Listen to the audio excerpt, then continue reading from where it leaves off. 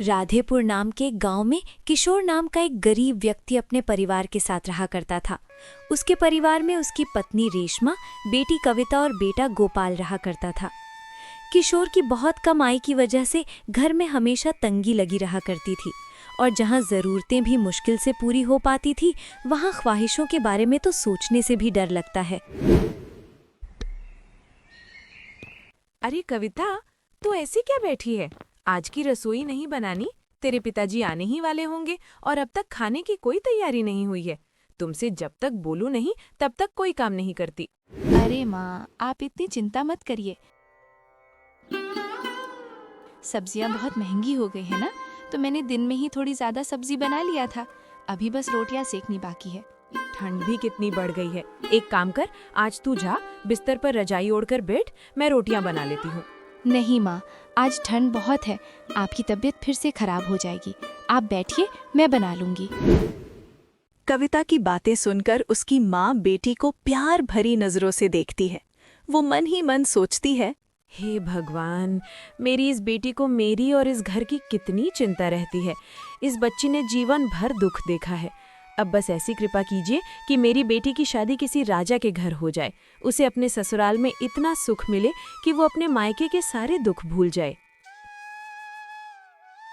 रेशम जी ऐसे ही अपने ख्यालों में खोई होती है कि तभी किशोर घर में आता है।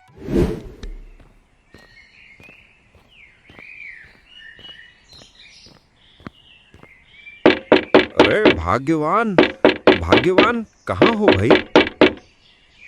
जी भीतर ही हूँ, आ जाइए। आंगन में इतनी ठंड है कि हिम्मत ही नहीं हो रही। किशोर कांपते हुए कमरे में जाता है। कमरे में चूल्हा जल रहा होता है और इस वजह से कमरा गर्म हवाओं से भरा होता है। आहा, बाप रे, ठंड इतनी बढ़ गई है कि क्या ही बताऊं। कपकपी है, कपकपी। सच कहा आपने। और देखिए ना, इसको मैं इतना बोल रही कि रजाई ओढ़कर बैठ, मैं रोटियां बना लूंगी। हट जा बेटा, माँ कर लेगी। हट हट बेटा, हट जा, मैं बनाती हूँ। अरे माँ, पिताजी, आप दोनों मेरी चिंता मत कीजिए। मुझे आप लोगों के लिए खाना बनाना बहुत अच्छा लगता है। और दूसरी बात कि पूरा दिन तो आप काम करती ही हो, अब आराम करो। सच में तेरी जैसी बेटी भगवान सबको दे।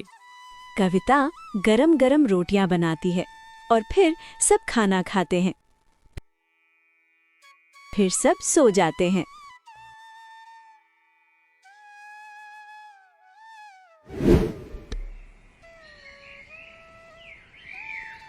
सुबह सुबह रेशमा जी आंगन में झाड़ू लगा रही होती हैं। किशोर अपने खेत पर जाने की तैयारी कर रहा होता है। तभी कविता की बचपन की सहेली सुरभि वहां आती है।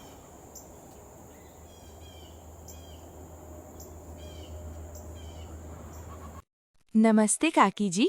अरे सुरभि बेटा, सवेरे सवेरे यहाँ कुछ काम था क्या? जी वो कविता तो अंदर है। देखना कब से रजाई में दुबकी हुई है, बाहर निकलने का नाम ही नहीं ले रही। जा मिल ले अंदर ही, ना जाने क्या होगा इस लड़की का। अच्छा भाग्यवान, मैं चलता हूँ। जी जल्दी आइएगा, ठंड बढ़ गई है आज से। शाम होते होते घर आ जाइएगा, वरना तबीयत खराब हो जाएगी। हाँ भैया, आ जाऊंगा।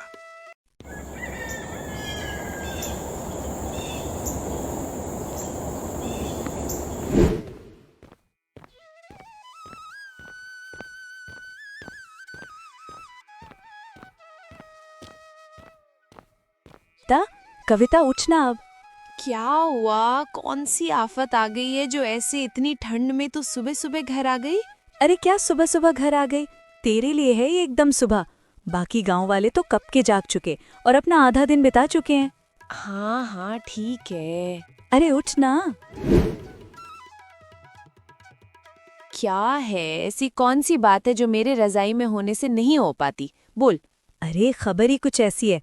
पता है, मेरे घर मेरी शादी की बात चल रही है। क्या बात कर रही है? सच में? अरे और क्या, पता है पिताजी बता रहे थे माँ को कि परिवार शहर के मशहूर व्यापारी हैं, बहुत बड़े लोग हैं। अरे वाह, तेरी तो किस्मत खुल गई। अब तो शहर में पूरे ठाठ से रहेगी जैसा फिल्मों में रहते हैं ना। और क्या, मारी तो सच में बहुत ही अच्छी किस्मत है। मायके में तो सुख हुआ ही, ससुराल में भी 4 गुना ज्यादा सुख होगा। अच्छा मैं चलती हूँ, घर पर माँ इंतजार कर रही होंगी।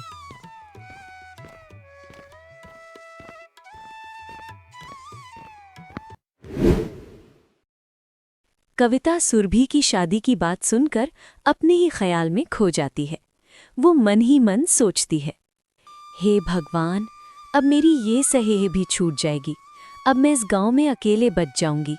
इसका नसीब कितना अच्छा है, इसको अपने जीवन में कितना सुख मिल रहा है। काश मेरी भी शादी किसी अमीर घर में हो जाए तो कितना अच्छा होगा। मेरे सारे शौक पूरे होंगे वहाँ। कविता भी इतना सोच ही रही होती है कि इतने में उसकी माँ अंदर आती है। अरे कविता, उठ अब। बाप रे, इतना देर हो गया और ये लड़की अभी तक रजाई तानी सो रही। कविता उठकर तैयार होने जाने लगती है। कविता के मन में पहली बार अपनी शादी को लेकर ख्वाहिश जगी थी। वो ख्वाहिश जो हर गरीब बेटी के दिल में चुपचाप पलती है।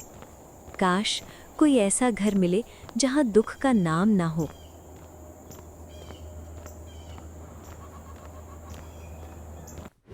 शहर में एक बड़ा व्यापारी रहता था। नाम था सेठ महेश चंद्र। वही सेठ जिसके बेटे नरेन की शादी का रिश्ता ढूंढा जा रहा था। कई अमीर घरों से रिश्ते आए, लेकिन सेठ जी का मन कहीं नहीं टिका। तभी वहां उनके मुनीम हरिहर आते हैं। हरिहर किशोर का एक पुराना दोस्त था। दोनों कभी साथ खेतों में काम करते थे। वक्त बदला, हरिहर शहर चला गया। आज हरिहर शहर के बड़े व्यापारी सेठ महेश चंद्र के यहाँ पिछले 15 साल से मुनीम के तौर पर काम करता था। सेठ को अपने बेटे की शादी के लिए परेशान होते देख पूछते हैं, क्या बात है सेठ जी, नरेन बेटे के लिए एक से एक रिश्ते आए, आपको कोई पसंद नहीं आया? नहीं नहीं, बात ये नहीं कि कोई पसंद नहीं आया। असल में मैं अपने बेटे के लिए एक ऐसी लड़की की तलाश है जो इस बदलते दौर में भी अपने पुराने रीति रिवाजों को भी याद रखे, दौलत के नशे में चूर ना होकर परिवार के बारे में सोचे। सेठ जी, अगर आपको ऐतराज ना हो तो मेरे पास एक ऐसी लड़की का रिश्ता है। लड़की बहुत ही संस्कारी और सरल है, परिवार भी बहुत सीधा, मेरे ही गांव का है, उसको बचपन से देखता आ रहा हूं। गरीब घर की लड़की होगी, हाँ, पर ईमानदारी में अमीर है। नरेन क्या कहेगा? एक बार देख लीजिए, नुकसान नहीं होगा। कल चलकर लड़की देख लीजिए, फिर बेटे से बात करके ही शादी के लिए भरिएगा। नहीं नहीं, ऐसे किसी की बेटी को देखकर रिश्ते के लिए ना करना सही नहीं होगा। मैं पहले अमित से बात करता हूँ, अगर उसकी हाँ हुई तभी लड़की देखेंगे। इतने में नरेन वहां आता है।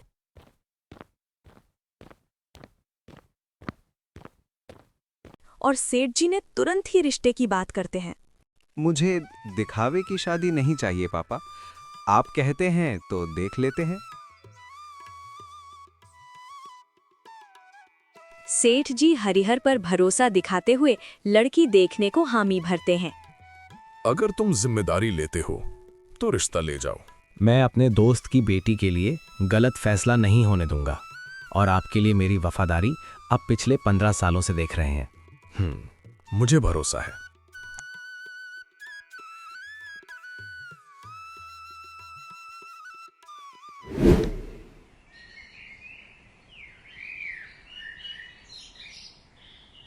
हरिहर जब राधेपुर पहुंचा तो किशोर हैरान रह गया। अरे हरिहर, तू यहाँ? क्या बात है। अरे भाग्यवान, देखो कौन आया है। हाँ दोस्त, आज तेरे लिए किस्मत खुलने वाली बात करने आया हूँ।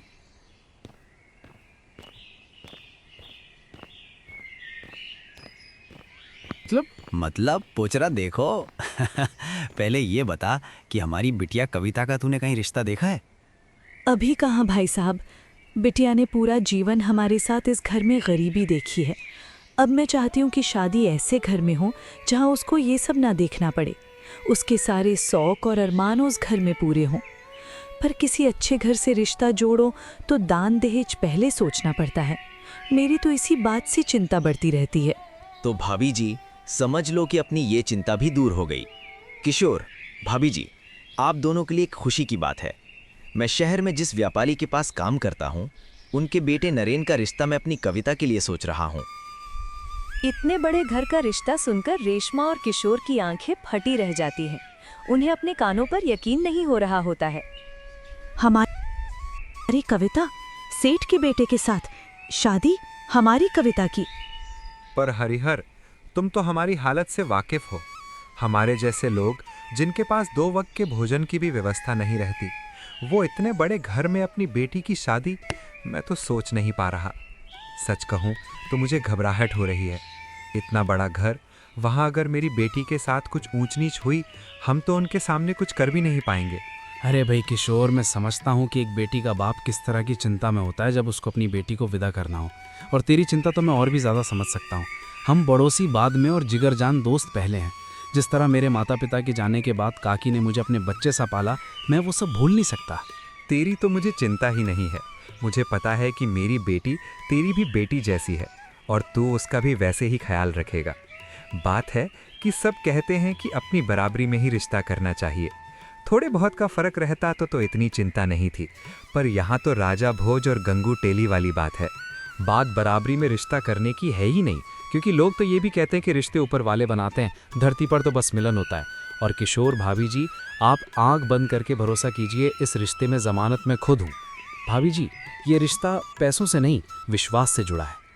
हरिहर की बातें सुनकर किशोर और रेशमा समझ जाते हैं कि कविता के जीवन में सुख की बेला है।